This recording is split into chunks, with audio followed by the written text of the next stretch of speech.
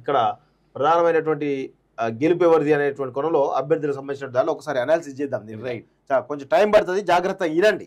ప్రతి నియోజకవర్గం 17 నియోజకవర్గాల్లో ఎవరెవరు గెలుస్తారు ఏంది అనేది చాలా స్పష్టంగా మేము చెప్పబోతున్నాం, రాసి పెట్టుకోండి. ఫస్ట్ సీట్ వచ్చేసి ఆదిలాబాద్ నియోజకవర్గం. ఆత్రం సుగుణ కాంగ్రెస్ పార్టీ నుంచి పోటీ చేస్తా ఉన్నారు. ఈమె మాజీ ప్రభుత్వ ఉద్యోగి, అక్కడ ఒక సోషల్ యాక్టివిస్ట్ గా చాలా మంచి పేరు అయితే ఉంది వాస్తవంగా. ఆత్రం సక్కు బీఆర్ఎస్ పార్టీ నుంచి పోటీ చేస్తా ఉన్నాడు. గోడం నగేష్ బీజేపీ నుంచి పోటీ చేస్తా ఉన్నాడు. ఆయన గతంలో ప్రభుత్వ ఉద్యోగిగా ఉండే, సో ఆయన కూడా అక్కడ నుంచి తండ్రి రాజకీయ వారసత్వం నుంచి తీసుకున్నటువంటి ఆయన గతంలో ఎమ్మెల్యేగా ఉన్నట్టున్నాడు, బోత్ ఎమ్మెల్యేగా ఉండే వాస్తవం, మంత్రిగా కూడా పనిచేసిండు. సో 2014 ఎంపీ ఎన్నికలకు బీఆర్ఎస్ లో వచ్చారు, ఇటీవల బీజేపీలో చేరారంటూ చూస్తా ఉన్నాం కదా. సో ఇక్కడ ప్రధానంగా ఆత్రం సుగుణ అంటే కాంగ్రెస్ వర్సెస్ బీజేపీ ఫైట్ చాలా స్పష్టంగా కనబడుతోంది. ఇక్కడ ఆదిలాబాద్ లో ఆత్రం సక్కు ఎక్కడ కూడా పోటీలో ఉండడు, ఆయనకు డిపాజిట్ వస్తే రావచ్చు కానీ అంత మించి రాదు. ఆత్రం సుగుణ వర్సెస్ గోడం నగేష్ మధ్య చాలా టఫ్ ఫైట్ నడుస్తూ ఉంది. కాకపోతే ఇక్కడ విషయం ఏంటంటే బీజేపీకి ఇక్కడ 4 సీట్లు రావడం జరిగింది. సిర్పూర్, కాగజ్ నగర్, నిర్మల్, అదేవిధంగా ముధోల్, ఇంకో కాన్స్టిట్యున్సీ ఏదో ఉంది ఆదిలాబాద్. ఈ 4 కాన్స్టిట్యున్సీలలో బీజేపీ గెలవడం, అది అక్కడ బీజేపీ కంచుకోట కూడా వాస్తవంగా ఆదిలాబాద్ జిల్లా అనేది బీజేపీకి కంచుకోట. సో ఎట్టి పరిస్థితుల్లోనూ ఇద్దరి మధ్య టఫ్ ఫైట్ నడిచినప్పటికీ కూడా కొంత టఫ్ కాంపిటీషన్ లో భాగంగా గోడం నగేష్ అక్కడ విజయం సాధించేటువంటి అవకాశాలు అయితే చాలా బలంగా కనిపిస్తా ఉన్నాయి. సో ఇంకా కొంచెం ఆయన ప్రచారం స్పీడప్ చేయాల్సిన అవసరం ఉంది. అదేవిధంగా క్యాడర్ లో సమన్వయ లోపం కనబడతా ఉంది. ముఖ్యంగా అక్కడ ఉన్న ఎమ్మెల్యే అభ్యర్థుల్లో కూడా కొంత సమన్వయ లోపం చాలా స్పష్టంగా కనబడుతున్నట్టు తెలుస్తా ఉంది. అయితే ఈయనకు ఈ నెగిటివ్స్ ఉంటాయి, మీకు పాజిటివ్స్ ఏంటంటే అక్కడ సీతక్క కానీ మిగతా వాళ్ళు కానీ చాలా అందరూ కలివిడిగా కలిసి చాలా స్పష్టంగా గెలిపించుకోవాలి, దాంట్లో ఎలాంటి గొడవలు లేకుండా చాలా స్పష్టంగా ముందుకు పోతున్నటువంటి విషయం మనం చూస్తా ఉన్నాం. అందుకే ఈ అడ్వాంటేజ్, అందుకే కాంగ్రెస్ పార్టీ ఇక్కడ పుంజుకోవడం జరిగింది. కానీ గెలిచేంత పుంజుకునేంత అవకాశం అయితే కనబడతలేదు. చాలా స్పష్టంగా బీజేపీ లీడ్ లో ఉన్నట్టు తెలుస్తుంది. కానీ ఒకవేళ సీన్ అటు ఇటు అయితే కాంగ్రెస్ పార్టీ కూడా గెలవడానికి స్కోప్ ఉంది. బట్ ఇప్పుడు ప్రస్తుతం ఉన్నటువంటి దాంట్లో బీజేపీ లీడ్ లో ఉన్నట్టు చాలా స్పష్టంగా మనకు తెలుస్తుంది. ఇద్దరు ఒకటే సామాజిక వర్గానికి చెందినటువంటి వాళ్ళు. ఎస్, అందరు ముగ్గురు కూడా అదే పరిస్థితి. ముగ్గురు కూడా గోండు సామాజిక వర్గం, ఆదివాసీ సామాజిక సంబంధించినటువంటి వాళ్ళు. ఇక జైరాబాద్ నియోజకవర్గం వచ్చినట్లయితే ఇక్కడ కాంగ్రెస్ పార్టీ నుంచి సురేష్ షెట్కార్ పోటీ చేస్తా ఉన్నాడు. అదే విధంగా బీఆర్ఎస్ నుంచి గాలి అనిల్ కుమార్ పోటీ చేస్తా ఉన్నారు. అదేవిధంగా బీజేపీ నుంచి బీవీ పాటిల్ పోటీ చేస్తున్నారు. బీవీ పాటిల్ గతంలో 2 సార్లు 2014లో 2019లో భారతీయ రాష్ట్ర సమితి నుంచి ఎంపీగా ఉన్నాడు. 3వసారి బీజేపీ నుంచి పోటీ చేస్తా ఉన్నాడు. అయితే ఇక్కడ సురేష్ షెట్కార్ గతంలో 2009 నుంచి 2014 వరకు ఆయనే, ఈరోజు 2004 ఎమ్మెల్యేగా 2014లో ఎంపీగా గెలిచారట. 2014 ఎంపీ గెలిచిండా కాదు, 2009లో అనుకుంటా. ఆయన 2 సార్లు ఎంపీ, 2 సార్లు ఎంపీ. సో మిస్టేక్ రాసినట్టు వాస్తవంగా. సో సురేష్ షెట్కారు ఇక్కడ, అదేవిధంగా బీవీ పాటిల్, ఇది చాలా విచిత్రమైనటువంటి పాలిటిక్స్ జైరాబాద్ లో ఉంటాయి వాస్తవంగా. గాలి అనిల్ కుమార్ కూడా చాలా సీరియస్ గా పనిచేస్తా ఉన్నాడు. సో ఇక్కడ త్రిముఖ పోరు చాలా స్పష్టంగా కనబడతా ఉంది. త్రిముఖ పోరులో భాగంగా ఎవరు గెలుస్తారు ఎవరు గెలవరు అనేది చాలా స్పష్టంగా చెప్పలేని పరిస్థితి కనబడతా ఉంది. ముఖ్యంగా ఇక్కడ మోడీ వేవ్ చాలా స్పష్టంగా ఇక్కడ కనబడతా ఉంది. మోడీ వేవ్ తో పాటు బీబీ పాటిల్ యొక్క చరిష్మా పనిచేస్తే కనుక ఈయన బయటపడతాడు. ఇక్కడ గాలి అనిల్ కుమార్ చాలా వ్యక్తిగతంగా తిరుగుతా ఉన్నాడు. ఆయన కూడా చాలా ఖర్చు పెట్టడంలో చాలా స్పష్టంగా కనబడుతుంది. సో ఆయన ఖర్చు పెడుతూ క్యాడర్ సమన్వయం చేస్తున్నాడు కాబట్టి కొంత ఇక్కడ టఫ్ కాంపిటీషన్ ఇవ్వగలుగుతున్నాడు. అయితే సురేష్ షెట్కార్ కు సంబంధించిన అంశం విషయానికి వచ్చినట్లయితే కాంగ్రెస్ పార్టీ అధికారంలో ఉండడం ఈయనకు కలిసి వస్తున్నటువంటి అంశంగా చాలా స్పష్టంగా కనబడతా ఉంది. ఇక్కడ కాంగ్రెస్ పార్టీ యొక్క క్యాడర్ కొంత సమన్వయ లోపం చాలా స్పష్టంగా కనబడతా ఉన్నట్టు తెలుస్తుంది, వీక్ పాయింట్ గా కనబడతా ఉంది. సో ఈ 3 దాంట్లో కూడా చాలా స్పష్టంగా ముగ్గురు, అంటే బీజేపీ కొంత ఎడ్జ్ ఉన్నప్పటికీ కూడా టఫ్ కాంపిటీషన్ కనబడుతుంది. ఎప్పుడు ఏమన్నా జరగవచ్చు వాస్తవం, ఎందుకంటే రోజు రోజుకి పరిణామాలు చేంజ్ అయ్యే అవకాశం ఉంటాయి కాబట్టి ఇక్కడ త్రిముఖ పోరు చాలా స్పష్టంగా కనబడతా ఉంది. మెదక్ నియోజకవర్గంకి వచ్చినట్లయితే ఇక్కడ చాలా స్పష్టంగా ఇక నేను నీలం మధు కాంగ్రెస్ నుంచి పోటీ చేస్తా ఉన్నాడు. అదేవిధంగా వెంకట్రామరెడ్డి బీఆర్ఎస్ నుంచి, రఘునందన్ రావు బీజేపీ నుంచి పోటీ చేస్తా ఉన్నాడు. అయితే రఘునందన్ రావు వర్సెస్ వెంకట్రామరెడ్డి మధ్య ఫైట్ ఉంది వాస్తవంగా చెప్పాలంటే. ఇక నీలం మధుకు సొంత పార్టీ నుంచి చాలా పెద్ద హార్డ్ సీడ్ ఆయన ఎదుర్కొంటామనే విషయాన్ని చూస్తా ఉన్నాం. ఇక్కడ సొంత పార్టీ క్యాడర్ సపోర్ట్ దొరకలేదు. అధికారంలో ఉండడం ఒక ప్లస్ అయితే ఈయనకి సొంత పార్టీలో ఉన్నటువంటి క్యాడర్ అనేది ఈరోజు సపోర్ట్ లేకపోవడం చాలా మైనస్ గా కనబడతా ఉంది. ఎక్కడ కూడా ఆయన ప్రచారాన్ని పెద్దగా చేస్తున్నట్లయితే చాలా తక్కువ కనిపిస్తా ఉంది. సో ఎక్కడ పోయినా ఎమ్మెల్యేల నుంచి కానీ మిగతా పార్టీకి సంబంధించినటువంటి అధ్యక్షులు కానీ మిగతా వాళ్ళ విషయంలో చాలా స్పష్టంగా ఆయనకు ఎదురు దెబ్బ తగులుతా ఉంది. అందుకే ఆయన ప్రచారం చేయలేని పరిస్థితిలో చాలా చెతికిలబడ్డట్టు తెలుస్తూ ఉంది. సో అందుకే ఆయన 3rd ప్లేస్ లో ఉంటాడు. ఇక వెంకట్రామరెడ్డి వర్సెస్ రఘునందన్ రావు విషయంకి వచ్చినట్లయితే వెంకట్రామరెడ్డి ఇక్కడ చాలా పెద్ద ఎత్తున 200 కోట్లకు పైగా డబ్బులు పెడతారని చెప్పేసి ఒక మాట చెప్తూ ఇంకొక వైపు 100 కోట్ల నేను ట్రస్ట్ పెడుతున్నా అని చెప్పేసి ప్రజల్ని మభ్యపెట్టే ప్రయత్నిస్తున్నాడు. ఫస్ట్ ఆఫ్ ఆల్ ఈ ఎలక్షన్ కమిషన్ ఈయన పైన ఇమీడియట్ గా అనర్హత వేటు వేయాల్సిన అవసరం ఉంది.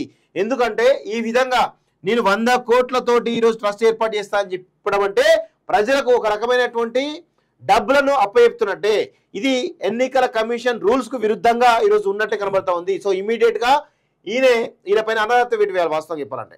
అయితే సరే అనర్హత వేటు సంగతి అది ఎలక్షన్ కమిషన్ చూసుకుంటుంది, మనం చెప్పాల్సిన అవసరం కాబట్టి చెప్పాలి కాబట్టి చెప్తున్నాం వాస్తవంగా. అయితే ఇక్కడ విషయం ఏంటంటే ఈయనకు సంబంధించినటువంటి ఛార్జ్ షీట్ కూడా ఉంది. నేను లాస్ట్ మీకు చెప్పేటువంటి ప్రయత్నం చేస్తా. చాలా స్పష్టంగా ఈయన గెలుపు అంటే ఈయన గెలిస్తే గనక మెదక్ ప్రజలంత దరిద్రం ఇంకేది ఉండదు వాస్తవంగా. ఎందుకంటే ఈయన లాంటి క్రూరుడు, అక్రమార్కుడు, అవినీతిపరుడు, దొంగ, లంగ, లఫంగా, లుచ్చ ఇంతకు మించిన వర్డ్స్ నాగర్ లేవు వాస్తవం చెప్పాలంటే, ఏమీ లేవు వాస్తవం చెప్పాలంటే. అలాంటోన్ని మెదక్ ప్రజలు గనక గెలిపించుకుంటే ఈరోజు కేసీఆర్ అదేవిధంగా హరీష్ రావు లాంటి బలవంతంగా ఈ దొంగను మెదక్ ప్రజల మీద రుద్ది ఈరోజు అక్కడ ఉన్నటువంటి 1000 ఎకరాల భూములు కొలగొట్టడానికి ప్రయత్నం చేస్తా ఉన్నారు. అండ్ మోర్ ఓవర్ పర్సనల్ పైసలతో పెడతాను 100 కోట్లు అంటే నువ్వు ఒక కలెక్టర్ ఆఫ్టర్ ఆల్ ఒక కలెక్టర్ గా నువ్వు చేసి 100 కోట్లు నువ్వు సంపాదించినవా? ఇప్పుడు నువ్వు ఎన్నికల కోసం పెడుతున్న ఖర్చు కాకుండా 100 కోట్లు పెట్టి ఇంకా ట్రస్ట్ పెడతాను నువ్వు అంటున్నావు అంటే నువ్వు ఎన్ని 1000 కోట్లు లక్షల కోట్లు నువ్వు సంపాదించాలి.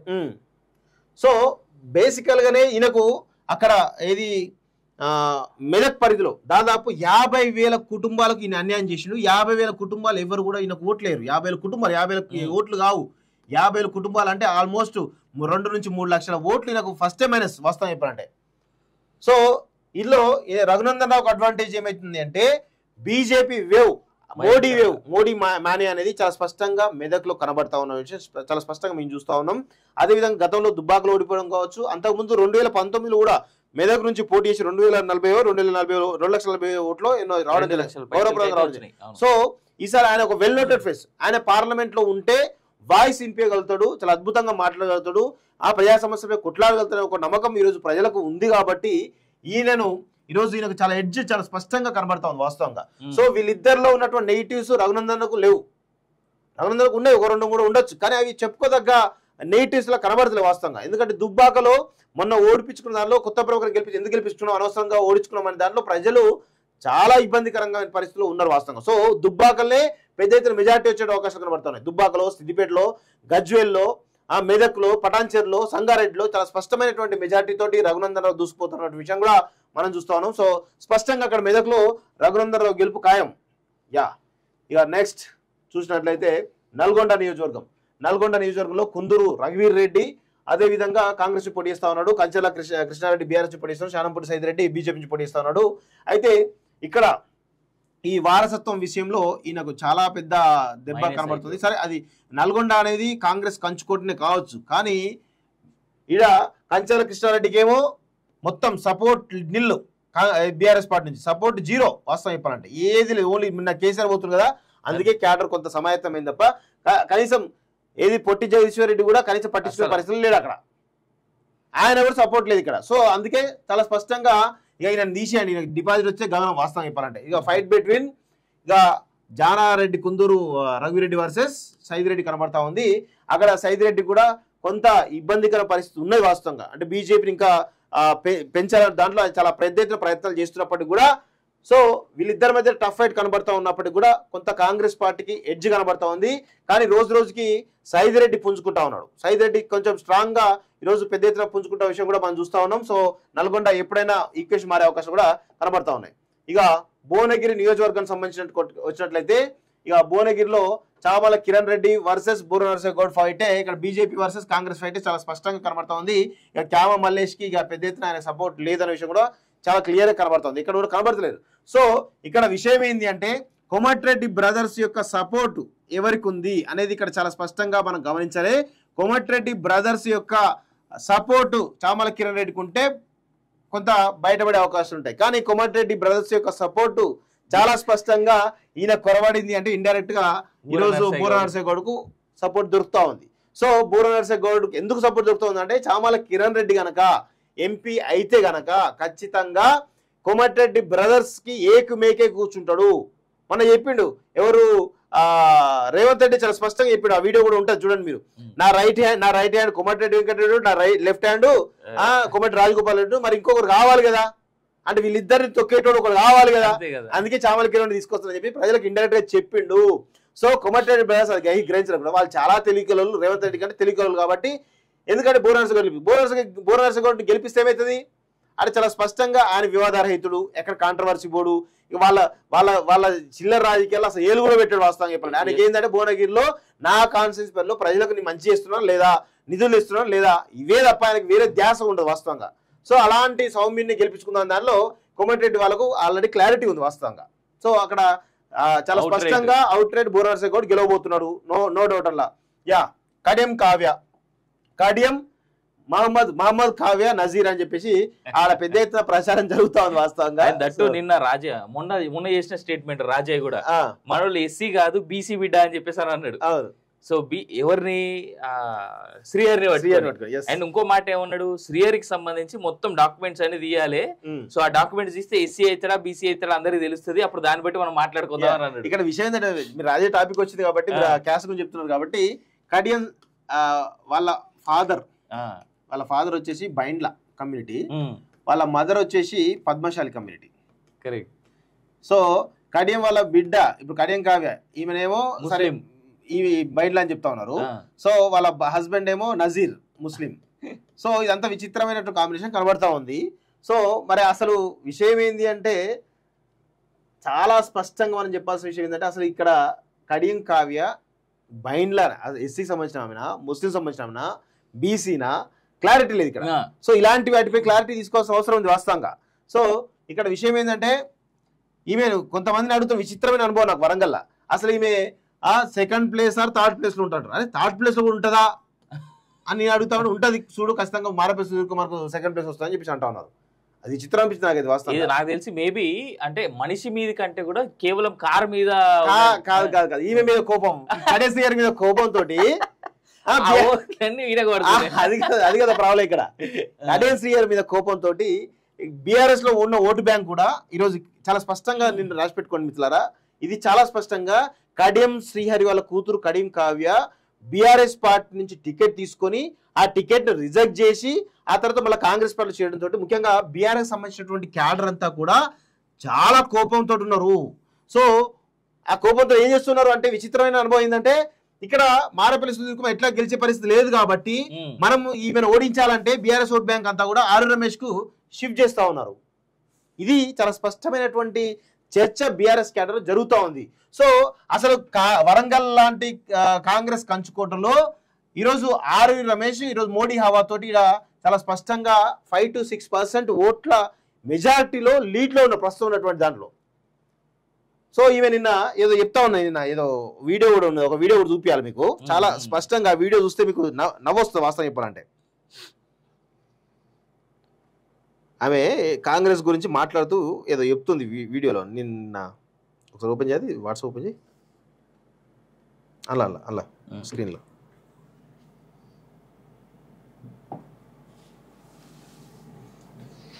యా ఇదో చూడండి వాయిస్ ఆన్ చేయి.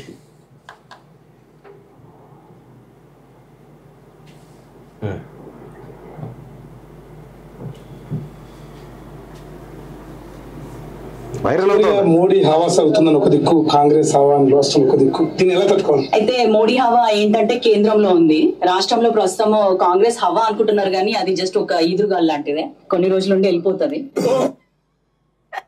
ఎక్కువసేపు చూపించలేదు, వేరే పార్టీది కాబట్టి ఎక్కువసేపు చూపించలేము. క్లియర్ అర్థమైంది కదా, మోడీ హవా ఉంది అని చెప్పుకుంటే కాంగ్రెస్ హవా ఉండదు, గాలి లాంటిది అని చెప్పేసి ఇండైరెక్ట్ గా కాంగ్రెస్ కు ఆమె మీద ఆమెనే చెప్పుకుంటా ఉంది వాస్తవంగా. అంతున్న మనిషి మరి కాంగ్రెస్ లో ఎందుకు చేయలేదు? సో ఇక్కడ ఆర్వి రమేష్ చాలా స్పష్టంగా భారీ మెజారిటీ తోటి అక్కడ గెలుస్తా ఉన్నాడు. అక్కడ అంటే కడియం శ్రీహరి మీద ఉన్నటువంటి వ్యతిరేకత, ఈరోజు మోడీ హవా, ఆర్ రమేష్ యొక్క చరిష్మా, ఈ మూడు కూడా ఆయనకు ప్లస్ అవుతా ఉన్నాయి. మోర్ ఓవర్ మొన్న ఎమ్మెల్యే ఎలక్షన్స్ లో ఓడిపోయిన తర్వాత అనవసరంగా ఓడిపించుకున్నాం కదా మేము ఈ మనిషిని అని ఒక జనాల్లో చాలా ఉంది. నెక్స్ట్ మహబాద్ లో చూసినట్లయితే ఇది కాంగ్రెస్ కంచుకోవడం అని చెప్పొచ్చు. వాస్తవంగా పోరిక బలరాం నాయక్, సీతారాం నాయక్, మాలోత్కు అయితే ముగ్గురు పోటీ చేస్తూ ఉన్నారు. ఇక్కడ చెప్పాల్సిన అవసరం లేదు, పెద్ద ఎక్స్ప్లెనేషన్ కూడా అవసరం లేదు. పోరిక బలరాం నాయక్ చాలా స్పష్టంగా ఆడ ఆధిక్యంలో గెలవబోతున్నాడు. నెక్స్ట్ ఇక్కడ పెద్దపల్లిలో గడ్డం వంశీకృష్ణ, అదేవిధంగా కొప్పుల ఈశ్వర్, అదేవిధంగా గుమాస శ్రీనివాస్. ఇక్కడ చాలా స్పష్టంగా అని చెప్పాలి, వీళ్ళిద్దరి మధ్య చాలా టఫ్ ఫైట్ నడుస్తూ ఉంది వాస్తవంగా. సో గడ్డం వంశీకృష్ణ, అదేవిధంగా గడ్డం వివేక్ సంబంధించినటువంటి దాంట్లో వాళ్ళ ఫ్యామిలీ ఇప్పటికే ముగ్గురు అయిపోయారు కాబట్టి కొంత వ్యతిరేకత కనబడుతూ తెలుస్తూ ఉంది. కానీ గడ్డం వంశీ ఫైనల్ గా గెలిచేటువంటి అవకాశాలు ఉన్నాయని చాలా స్పష్టంగా తెలుస్తున్నప్పటికీ కూడా కొప్పుల ఈశ్వర్ కూడా సింగరేణికి సంబంధించినటువంటి ప్రాంతానికి సంబంధించిన వ్యక్తి కావడం వల్ల అక్కడ ఆయన సొంత కాన్సెప్ట్ ధర్మపురి కూడా ఈరోజు పెద్దపల్లి పరిధిలో ఉండడం కూడా వల్ల కూడా ఈరోజు చాలా స్పష్టంగా ఆయన కూడా చాలా స్పష్టంగా ఈరోజు టఫ్ ఫైట్ అయితే కనబడుతూ తెలుస్తుంది. అక్కడ బీజేపీ థర్డ్ ప్లేస్ లో అసలు అక్కడ సోదిలో కూడా లేదనేది చాలా స్పష్టంగా కనబడతా ఉంది. ఇక నాగర్ కర్నూలు విషయానికి వచ్చినట్లయితే ఇక్కడ చాలా విచిత్రమైనటువంటి ఫైట్ కనబడతా ఉంది. ఇక్కడ మనం త్రిముఖ పోర్ అంటా ఉన్నాం కదా, త్రిముఖ పోర్ ఏం లేదు, ఇక్కడ కేవలం కాంగ్రెస్ మరియు బీజేపీ ఫైట్ మాత్రమే నడుస్తా ఉంది. ఇక్కడ ఆర్ఎస్ ప్రవీణ్ కుమార్ సంబంధించినటువంటి దాంట్లో ఆయన ఎవరు కూడా పట్టించుకున్న పరిస్థితి అయితే కనబడతలేదు వాస్తవంగా. సో ఆయనను వదిలేసేయండి, ఆయన గురించి మాట్లాడు కూడా వేస్ట్, ఆయన విలువలు కోల్పోయింది అనే దానిలో ఈరోజు ఆయన సొంత సామాజిక వర్గమే ఈయనను తిరస్కరిస్తూ చీత్కరిస్తా ఉన్నారు వాస్తవంగా. ఇక మల్లు రవి వర్సెస్ భరత్ ప్రసాద్ పోతుగంటి ఇద్దరి మధ్య టఫ్ ఫైట్ నడుస్తున్నట్టు తెలుస్తుంది. భరత్ ప్రసాద్ నిన్న చాలా భారీ ఎత్తున 25,000 మంది 30,000 మంది నామినేషన్ రావడం జరిగింది. చాలా భారీ ఎత్తున నామినేషన్ ర్యాలీ చేసిండు. యువకుడుగా ఆయనకు చాలా మంచి పేరు ఉంది. అదే విధంగా జెడ్పీటీసీగా కూడా చాలా సక్సెస్ఫుల్ కంప్లీట్ చేసి వాస్తవంగా. అండ్ దట్టు తన తండ్రి యొక్క రాములు యొక్క రాజకీయ వారసత్వం అనేది ఏదైతే ఉందో ఆ రాములు పోతుగంటి రాములు యొక్క పేరు గాని అతని మీద ఉన్నటువంటి అభిమానం గాని భరత్ కి చాలా ప్లస్ అయ్యే అవకాశం ఉంది. సో ఇక్కడ మల్లు రవికేమో సొంత క్యాడర్ కొరబడ్డది, అసలు తిరిగే పరిస్థితి కనబడతలేదు. కేవలం అధికార పార్టీలో ఉన్నాం కదా కాంగ్రెస్ పార్టీ అనేటువంటి కోణంలో తప్ప ఆయనకి ఎక్కడ కూడా అడ్వాంటేజెస్ నాగర్ కర్నూలు లేవు. కేవలం ప్రజలందరూ కూడా మోడీ వేవ్ చూస్తా ఉన్నారు. అటు పోతుగంటి రాములు యొక్క వేవ్ ప్లస్ భరత్ యువకుడు మంచి చేసే అవకాశాలు, భవిష్యత్తులో మంచి లీడర్ అవుతారు దాంట్లో ప్రజలు చాలా స్వచ్ఛందంగా కనబడతా ఉంది. కాబట్టి నియోజకవర్గ వారీగా కూడా ఒక 2 నియోజకవర్గాలు మిగతా 5 నియోజకవర్గాలు చాలా స్పష్టమైన అధిక్యతతో ఆయన ముందుకు పోతా ఉన్నాడు. సో ఆయన గెలుపు అవకాశాలు నల్లేరు మీద నరకగా కనబడతా ఉన్నాయి తప్ప ఏది లేదు. సో మల్లు రవిని ఎందుకు తెచ్చుకున్నామా అనేటువంటి కోణంలో ఈరోజు బాధలో ఈరోజు క్యాడర్ గానీ లీడర్లు గానీ అదేవిధంగా కాంగ్రెస్ పార్టీ గానీ భావిస్తోంది వాస్తవంగా. అక్కడ మల్లు రవి గెలిచేటువంటి ఆస్కారమే లేదు. మల్లు రవి అసలు తిరుగుతున్న వాస్తవం చెప్పాలంటే అట్లా ఉంది పరిస్థితి. క్లారిటీతోనే తిరిగేందుకు అవకాశం కూడా కనబడట్లేదు మల్లు రవి విషయానికి వస్తే. రైట్ గా మహబూబ్ నగర్ చూద్దాం. మహబూబ్ నగర్ లో వంశీ చంద్రెడ్డి, మన్నె శ్రీనివాస్ రెడ్డి, డికే అర్ణ. ఇక్కడ ఇది తీసేయండి, మాట్లాడడం వేస్ట్ అది. సో ఇక్కడ వంశీ చంద్రెడ్డి అదేవిధంగా డికే అర్ణ. సో ఇక్కడ విషయం ఏంటంటే వంశీ చంద్రెడ్డి డికే అర్ణ మీద ఒక మాట మాట్లాడి భయపడతా ఉన్నాడు, ఉచ్చబడతా ఉన్నది వాస్తవం. సో రేవంత్ రెడ్డి ఇప్పటి వరకు 6-7 సభలు పెట్టిండు గెలిపించుకున్నారు. ఇంకా 3 ప్లాన్. సో అసలు డికేఆర్ ను ఓడించడానికి రేవంత్ రెడ్డి ఇక కాళ్ళు మీదికి పెట్టి తల కిందికి పెట్టి ఇస్తా ఉన్నాడు. అయినా కానీ అక్కడ పరిస్థితి కనబడతలేదు. చాలా స్పష్టంగా డికేఆర్ న గెలవబోతుంది. ఎందుకంటే ఈయనకు సొంత పార్టీ క్యాడర్ ఎవరైతే ఎమ్మెల్యే ఎవరుతున్నారో వీళ్ళెవరు కూడా ఈయనకు సహకరించడం లేదు. ఈయన వస్తే ఏకుమేకైతాడు, ఈయన మన మాట వినడం దానిలో ఈరోజు చాలా స్పష్టంగా మహబూబ్ నగర్ లో ఈయనకు వ్యతిరేకమైనటువంటి పవనాలు సొంత పార్టీలో ఉన్నటువంటి ఎమ్మెల్యేలే సహా ఈయన రెడ్డి, ఈయన కమ్మ, ఈయన వెలమ. సో విచిత్రమైనటువంటి సీట్ గా కనబడతా ఉంది. సో అక్కడ కమ్మ వర్సెస్ రెడ్డి డామినేషన్ చాలా స్పష్టంగా కనబడతా ఉంది. కాబట్టి ఇక్కడ త్రిముఖ పోరు ఉంటుంది వాస్తవంగా. త్రిముఖ పోరు కనబడుతున్నప్పటికీ కూడా ఎడ్జ్ కాంగ్రెస్ కే ఉంటది. అయినప్పటికీ కూడా త్రిముఖ పోరులో భాగంగా ఎవరు బయటపడతారు ఎవరు బయట చెప్పడము. కానీ విచిత్రమైన అనుభవం ఏంటంటే తాండ్ర వినోద్ రావు అక్కడ బీజేపీ పార్టీ అభ్యర్థి చాలా స్పష్టంగా పుంజుకున్న విషయం మనం గమనించాలి. అసలు ఖమ్మంలో బీజేపీ మూలాలు వాస్తవంగా 0. కానీ ఆడ తాండ్ర వినోదరావు యొక్క వినూత్నమైనటువంటి ప్రచారం కావచ్చు, ఆయన యాక్టివ్నెస్ కావచ్చు, లేకపోతే ఆయన కొంత ఖర్చు పెట్టే విషయంలో కావచ్చు, చాలా స్పష్టంగా భారతీయ జనతా పార్టీ మాత్రం చాలా పెద్ద ఎత్తున పుంజుకుంటా ఉంది. సో ఇందులో కాంగ్రెస్ పార్టీకి ఎడ్జ్ ఉన్నప్పటికీ కూడా సో ఇక్కడ వీళ్ళు సెకండ్ ప్లేస్ లో వీళ్ళుంటారా ఎవరు చెప్పలేని పరిస్థితి కనబడతా ఉంది. కానీ భారతీయ జనతా పార్టీ ఇటు బీఆర్ఎస్ కనుక సోదరులు లేకపోతే కనుక బీజేపీ మాత్రం సెకండ్ ప్లేస్ లోకి రావడానికి అవకాశం అయితే కనబడతాం ప్రస్తుతం శ్రేణిలో. ఇక ముందు పోతే ఏ క్వశ్చన్ మాత్రమే చెప్పలేని పరిస్థితి అయితే. నెక్స్ట్ నిజామాబాద్ లో నేను అరవింద్ కూడా ఇంటర్వ్యూ చేసిన నిజామాబాద్ మీద. ప్లస్ నిజామాబాద్ మొత్తం కూడా తిరుగుతా ఉన్నాం మేము, మా టీమ్స్ కూడా.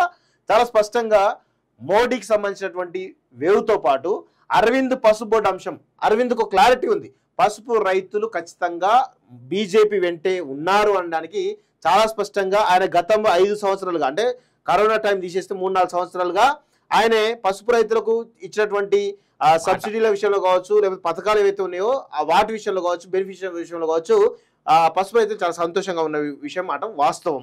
సో అదేవిధంగా మోడీకి సంబంధించినటువంటి మ్యాన్ ఏదైతే ఉందో చాలా స్పష్టంగా కనబడతా ఉంది. జగిత్యాల్లో, కోరుట్లలో, అదేవిధంగా ఆర్మూర్లో, బాల్కొండలో, బోధన్లో, నిజామాబాద్ అర్బన్, నిజామాబాద్ రూరల్లో చాలా స్పష్టంగా మోడీ మాని అయితే చాలా స్పష్టంగా కనబడతా ఉంది. అదేవిధంగా మొదటి చెప్తాను, మోడీ మానితో పాటు క్యాండిడేట్ యొక్క చరిష్మా కనుక ఉంటే ఖచ్చితంగా ఆ సీటు గెలవడానికి స్కోప్ ఉంటుంది.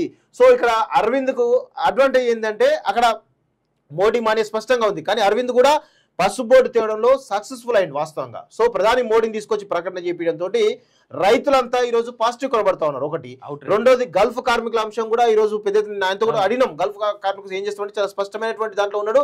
గల్ఫ్ కార్మికులకు ఇక్కడ వలసలు ఆగాలి, ఫస్ట్ ఆఫ్ ఆల్ అక్కడ ఉన్నటువంటి తీసుకురావాలి అంటే ఎంప్లాయ్మెంట్ పెంచాలి. సో ఇదంతా కూడా నిజామాబాద్ ప్రాంతం అంతా కూడా ఆగ్రి బేస్ సంబంధించినటువంటి ప్రోడక్ట్స్ ఎక్కువ ఉంటాయి కాబట్టి, ఆగ్రి బేస్ సంబంధించిన ఏరియా కాబట్టి ఆగ్రికి సంబంధించినటువంటి ఏవైతే ఫ్యాక్టరీస్ ఉంటే వాటిని తీసుకొచ్చి ఇక్కడ ఉపాధి కల్పించడానికి నా దగ్గర పెద్ద విజన్ ఉంది అని చెప్పేసి కూడా చాలా స్పష్టంగా చెప్పిండు. ఈ 5 సంవత్సరాలు, రాబోయే 5 సంవత్సరాలు కూడా యువతకు అవకాశాలు, ఉద్యోగం కల్పించే ధ్యేయంగా పనిచేయబోతున్నాను. ఆల్రెడీ పసుపు బోర్డు అయిపోయింది, దానికి సంబంధించిన గైడ్లైన్స్ కొన్ని రావాల్సిన అవసరం ఉంది. అవన్నీ కూడా జరుగుతుంటాయి, అది ఎక్కడ కూడా ఆగే పరిస్థితి ఆగేటువంటి విషయమే లేదు. వాస్తవంగా 80% వచ్చేస్తుంది. మిగతా అంతా కూడా నేను ఎంప్లాయ్మెంట్ కానీ మిగతా విషయాలు, గల్ఫ్ సంబంధించిన విషయాలు కావచ్చు, నేను ఫోకస్ పెట్టాల్సి ఉంది. దాన్ని 5 సంవత్సరాలు పూర్తి చేస్తానని చెప్పేసి చాలా స్పష్టంగా చెప్తా ఉన్నాడు. సో ప్రభుత్వం అంటే ఈయన విమర్శలకు కనీసం వీళ్ళెవరు కూడా దారిలో కూడా ఉన్నట్టు కనబడతలేదు వాస్తవంగా. అంటే పాపం జీవన్ రెడ్డి పరిస్థితి ఏంటంటే కేవలం జగిత్యాలుడు తీసుకొచ్చి అనవసరం మా మీద రుద్దుతురు అని జనాల్లో చాలా ఉంది. జగిత్యాల, కోరుట్లలో తప్ప ఎక్కడ కూడా పెద్దగా ఆయన ప్రభావం లేదని చాలా స్పష్టంగా కనబడుతుంది. కోరుట్లలో కొంత ప్రభావం ఉన్నది, కానీ అక్కడ కూడా అరవింద్ కు లాస్ట్ టైం మంచి 2003 ఓటుతో ఓడిపోయడం జరిగింది. కానీ ఈసారి మంచి పర్సెంట్ ఇక్కడ లీడ్ వస్తుంది, బీజేపీ లీడ్ వచ్చే అవకాశం అయితే కనబడతా ఉంది. ఇక ఓన్లీ 2 విషయాలు మాత్రం ఈయనకు అది ఉంది తప్ప మిగతా లేదు. ఇక బాజిరెడ్డి గోవర్ధన్ అసలు తిరగట్లేదు, ఇది మీరు వదిలేయండి. ఆయన వీళ్ళిద్దరు రాజకీయ దురంధరులు మాత్రం. మళ్ళీ ఏంటంటే 40 సంవత్సరాలు రాజకీయాలు ఉన్నారు వీళ్ళంతా. సో అక్కడ చాలా స్పష్టంగా ధర్మపురి అరవింద్ చాలా స్పష్టంగా భారీ ఆధిక్యంతో గెలవబోతున్నాడు. అండ్ దట్టు ఏజ్ డిఫరెన్స్ చూడండి, ఆయన 71, ఈయన 70, ఈయన 47. నెక్స్ట్ ఇక మల్కాజ్గిరి స్థానం గురించి మనం మాట్లాడాలంటే ఏం మాట్లాడతాం, రోజు చెప్పినే ఉన్నాయి. ఇక 100% అవుట్ రేట్ 100% భారీ మెజార్టీ. ఆయన మెజార్టీ కోసమే ఆయన ప్రచారం చేస్తా ఉన్నాడు, అంతే, గెలుపు కోసం కాదు. గెలుపు ఆల్రెడీ కన్ఫర్మ్ అయిపోయింది. కేవలం మెజార్టీ ఎంత వస్తే, ఒక 5 లక్షలు 6 లక్షలు వస్తే నాకు కేంద్రంలో మంచి పదవి, మంచి కేంద్రంలో పదవి ఇస్తారేమన్న దాంట్లో కనీసం ఒక చరిత్ర సృష్టించాలని దానిలో ఆయన ప్రయత్నాలు జరుగుతున్నాయి తప్ప ఈరోజు సునీత మహేందర్ రెడ్డి కానీ రాయి లక్ష్మారెడ్డి కానీ ఈ ఇద్దరు కూడా కనీసం ప్రచారం కూడా చేయట్లేదు. ఓడిపోతామనే దాంట్లో, మహేందర్ రెడ్డి ఓడిపోతామనే దాంట్లో పైసలు తీయట్లేదట. క్యాడర్ మొత్తం కూడా ఈ అమ్మాయి ఇందుకు పైసలు తీయట్లేదు, ఏం తీయట్లేదు, మేము ఎట్లా తిరగాలి ఎండలా, కనీసం నీళ్ళు కూడా ఒత్తలేరు మాకు అనేటువంటి దాంట్లో ఈరోజు క్యాడర్ మొత్తం కూడా అసహనంతో ఉన్నారు. వాస్తవంగా వాళ్ళంతా కూడా ఈరోజు పిచ్చి కోపంతో ఉన్నారు. వాళ్ళంతా ఇమీడియట్ గా రాజేంద్ర ఓటేస్తే కనబడుతూ ఉన్నారు. అసలు విచిత్రమైన అనుభవం ఏంటంటే కాంగ్రెస్ ఓటు బ్యాంకు, అదేవిధంగా బీఆర్ఎస్ ఓటు బ్యాంక్, ఈ రెండు కూడా బీజేపీ షిఫ్ట్ అవుతా ఉన్నాయి. అవుట్ రేట్ అసలు విచిత్రమైన అనుభవం. ప్రతి దగ్గర కూడా బీఆర్ఎస్ ఓటు బ్యాంక్ షిఫ్ట్ అవుతా ఉంది అని మేము అనుకుంటాం. కానీ ఈ మల్కాజ్గిరి కాన్స్టిట్యూన్స్ లో మాత్రం కాంగ్రెస్ ఓటు బ్యాంక్, అంటే కాంగ్రెస్ ఓటు బ్యాంక్ అంటే ఏదో అందరు కాంగ్రెస్ క్యాడర్ కూడా చాలా స్పష్టంగా ఈరోజు సునీతా మహేందర్ రెడ్డికి ఓట్లు వేస్తే ఆమె ఏడుంటది, మాకు అందుబాటులో ఏడుంటది, ఆమె దొరకదా అసలు ఆమె ఎవరు కూడా తెలియదు అని బాధపడతాం. బీఆర్ఎస్ క్యాడర్ కూడా అదే పరిస్థితి, మేము ఎట్లా ఓడిపోతాం, ఎందుకు అనవసరం మా ఓట్లు ఎందుకు, మాకు ఈటల రాజేందర్ అయితే గతంలో మాతో కలిసి పనిచేసిండు, ఉద్యమకారుడు, బీసీ బిడ్డ, మనోడు,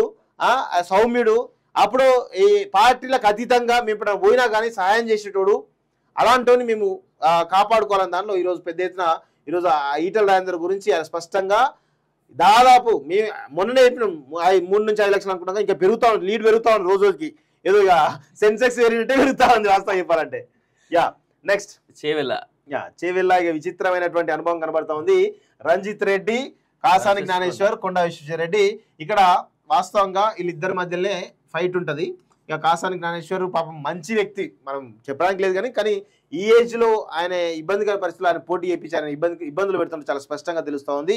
సో ఆయనకు పెద్దగా మనం ఆ ఓట్లు పడే పరిస్థితి కనబడదు, కేవలం డిపాజిట్ వస్తుంది కానీ పెద్దగా కాంపిటీషన్ లేడు వాస్తవంగా. సో ఇక్కడ రంజిత్ రెడ్డి, కొండ విశ్వేశ్వరరెడ్డి మధ్య ఫైట్ నడుస్తూ ఉంది కదా. సో ఇక్కడ చాలా స్పష్టంగా రేవంత్ రెడ్డి కొండ విశ్వేశ్వరరెడ్డి మంచోడు అన్న తర్వాత రంజిత్ రెడ్డి షెడ్యూల్ అని ఈ రోజు ప్రజల్లో ఒక చర్చ జరుగుతోంది. చాలా క్లారిటీ. చేవెళ్ల పరిధిలో 7 కాన్స్టిట్యూన్సీలు కూడా కొండా విశ్వేశ్వరరెడ్డి మంచోడు అని చెప్పేసి రేవంత్ రెడ్డి పలుమార్లు చెప్పి, ఒకసారి కాదు 4 పోయిన ప్రతిసారి కూడా మా కొండ విశ్వన్న మంచోడే కానీ రాంగ్ పార్టీలో ఉన్నాడని చెప్తాడు. సో ప్రజలకు క్లారిటీ ఇచ్చేసిండు. అంటే రేవంత్ రెడ్డి పరోక్షంగా కొండా విశ్వేశ్వరరెడ్డిని గెలిపించడానికి ప్రయత్నం చేసినట్టు చాలా స్పష్టంగా కనబడతా ఉంది. ఒకటి. రెండోది, ఇక రంజిత్ రెడ్డి ఫస్ట్ లో ఉన్నటువంటి దూకుడు ఇప్పుడు లేదు. ఫస్ట్ లో చాలా దూకుడుగా వ్యవహరించి చాలా పెద్ద ఎత్తున చేసిండు. కానీ ఇప్పుడు ప్రస్తుతం ఏంటంటే ఈయనకు ఓడిపోతున్న ఒక క్లారిటీ వచ్చేసిన తర్వాత ఖర్చు తగ్గించేసిండు, డబ్బులు తగ్గించేసిండు, అన్ని రకాల ఓన్లీ కేవలం సభలు పెట్టి ఏదో ఆడ కార్యక్రమాలు పెట్టి చేయడం తప్ప పెద్ద వ్యూహాలు కానీ ఏం రచించే పరిస్థితిలో ఆయన లేడు. ఆయనకు క్లారిటీ వచ్చేసింది. ఆల్రెడీ కొండా విశ్వేశ్వరరెడ్డి గెలుపు ఇక 3 లక్షలు అని చెప్పేసి 2 నుంచి 3 లక్షలు చెప్తా ఉన్నాం. ఇంకా పెరుగుతుంది. ఈయన మెజార్టీ కూడా కొంత పెరిగేటువంటి అవకాశం అయితే కనబడుతుంది. చాలా స్పష్టంగా చేవెళ్ళ, తాండూరు, పరిగి, వికారాబాద్ లో చాలా స్పష్టమైనటువంటి మెజార్టీ ఆయనకు వస్తా ఉంది. అంటే నేను సిటీ గురించి చెప్తున్నాను, సిటీ కాదు, అసలు బీజేపీ క్యాడర్ లేని దానిలో ఈరోజు మోడీ మానే తోటి కొండా విశ్వేశ్వరరెడ్డి తెలుసు కాబట్టి, ఆయన సేవాకారం తెలుసు కాబట్టి అక్కడ ఉన్నటువంటి ప్రజల్లో ఒక రకమైనటువంటి అభిమానం బీజేపీ మీద కొండా విశ్వేశ్వరరెడ్డి ఏర్పడింది కాబట్టి కొండా విశ్వేశ్వరరెడ్డి భారీ ఆధిక్యతోటి ఆయన గెలవబోతున్నాడు. ఇక మహేశ్వరంలో బీజేపీ చాలా బలంగా ఉంది, రాజేంద్రంలో బలంగా ఉంది, లింగంపల్లిలో బలంగా ఉంది. ఈ 3 కాన్స్టిట్యూన్సీలు ఎట్లాగో ఆయనకు ఓట్లు పడతాయి కాబట్టి చాలా స్పష్టమైన ఆధిక్యతోటి కొండా విశ్వేశ్వరరెడ్డి గెలవబోతున్నాడు. యా నెక్స్ట్ కరీంనగర్ సంబంధించినటువంటి విషయం చూసినట్లయితే ఇక వెలిచాల రాజేందర్ రావు, వినోద్ కుమార్, బండి సంజయ్, ఈయన మున్నూరు కాపు, అదేవిధంగా వెలమ. అసలు విషయం ఏంటంటే పాపం సెకండ్ ప్లేస్ లో ఉండాల్సినటువంటి వినోద్ కుమార్ ఈయన వెలమ తీసుకురావడం వల్ల వెలమ ఓట్ బ్యాంక్ అంతా ఈయనకు ఫెచ్ అవుతుంది. వాస్తవంగా ఈ ఈయనకు వెలమ ఉన్న ఓట్ బ్యాంక్ అంతా ఈయనకు ఫెచ్ అవుతుంది కాబట్టి ఈయన 3rd ప్లేస్కి వెళ్తున్నాడు ఇక్కడ వినోద్ రావు. సో ఇక్కడ వెలిచాల రాజేందర్ రావు అసలు కాంపిటీషన్ లో లేడు వాస్తవం. బండి సంజయ్కి కాంపిటీషన్ లేడు వాస్తవం చెప్పాలంటే. సో ఈటల రాజేందర్ విషయం ప్లస్ కరీంనగర్ విషయం, ఈ 2 విషయాల్లో చాలా స్పష్టంగా ఉన్నారు కార్యకర్తలు కానీ ప్రజలు కానీ ఓటర్లు కానీ చాలా స్పష్టంగా ఉన్నారు. ఇక్కడ వీళ్ళిద్దరూ ఇక సెకండ్ 3rd ప్లేస్ కోసం కొట్లాడుకోవాల్సింది తప్ప ఏది లేదు అక్కడ. ఈయన భారీ ఆధిక్యతోటి బండి సంజయ్ గెలవబోతున్నాడు. ఆయన నిన్న ర్యాలీ చూస్తే చాలా స్పష్టంగా అర్థమైపోతుంది. అసలు ఆ మాస్ డబ్బులు లేకుండా చాలా రావడం జరిగింది. వెలిచాల రాజేందర్ రావు ఇక రేపటి నుంచి డబ్బులు గుమ్మరిస్తారట, 100 కోట్ల రూపాయలు ఎవరి పడితే ఎంత తీస్తారట. దయచేసి పోండి, తీసుకోండి, ఓటు మాత్రం ఎవరికి ఇదొకటి విచిత్రమైన కాన్స్టిట్యున్సీ. సికింద్రాబాద్ నియోజకవర్గం దానం నాగేందర్ ఇంతవరకు ఎక్కడ కూడా ప్రచారం లేడు. చేసిండు. మీరు అట్లా అనొద్దు. దానం నాగేందర్ ఫస్ట్ టైం మొన్న ర్యాలీలో ప్రచారం చేసిండు. సో ఇక్కడ విషయం ఏంటంటే దానం నాగేందర్ 3rd ప్లేస్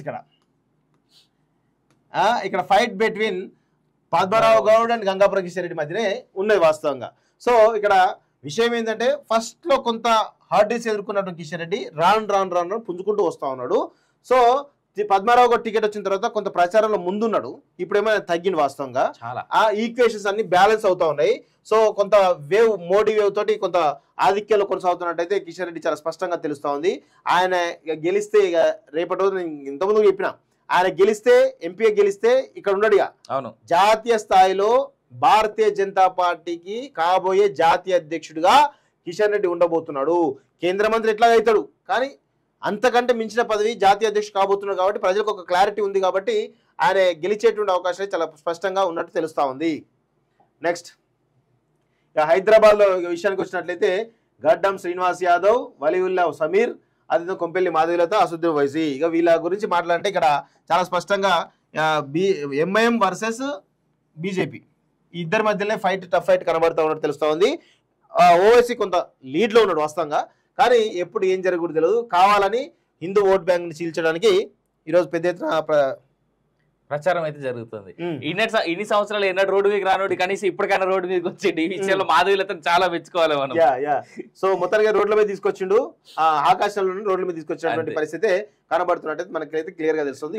మొత్తానికి అయితే 17 కాన్స్టిట్యూన్సీలలో 8 వరకు భారతీయ జనతా పార్టీ గెలుస్తుంది. ఒక 4-5 సీట్లు స్పష్టంగా కాంగ్రెస్ గెలుస్తా ఉంది, 1 ఎంఐఎం. మిగతా సీట్లలో టఫ్ కాంపిటీషన్ అయితే చాలా స్పష్టంగా కనబడుతుంది తెలుస్తా ఉంది. సో